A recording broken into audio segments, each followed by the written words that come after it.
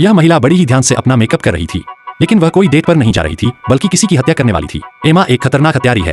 वह सालों से काम कर रही है, लेकिन बाकी हत्यारों से बिल्कुल अलग उसका एक प्यारा सा परिवार था जिसमें एक पति और 2 बच्चे थे। वह उन्हें बहुत प्यार करती थी, लेकिन इस बार उसका पति उससे नाराज था क्योंकि वह अपनी शादी की 7वीं सालगिरह भूल गई थी। इसलिए उसने अपने पति से वादा किया कि वह इस संडे एक महंगे होटल जाकर साथ में समय बिताएंगे। पति खुशी खुशी मान गया, लेकिन उसका यह फैसला उनके परिवार के लिए खतरा बनने वाला था। वीकेंड के दिन एमा जल्दी होटल पहुंच गई, लेकिन वहीं उसका पति ट्रैफिक में फंस चुका था। इंतजार कर ही रही थी कि तभी एक बूढ़ा आदमी उसके पास आया और बात करने लगा। उसने थोड़ी नाराजगी दिखाई, लेकिन कुछ इज्जत रखते हुए उससे हाथ मिलाया। बूढ़े ने कहा उसका नाम बॉब है और वह यहाँ बिजनेस ट्रिप पर है। वह बहुत बातूनी था और उसकी बातें खत्म होने का नाम नहीं ले रही थीं।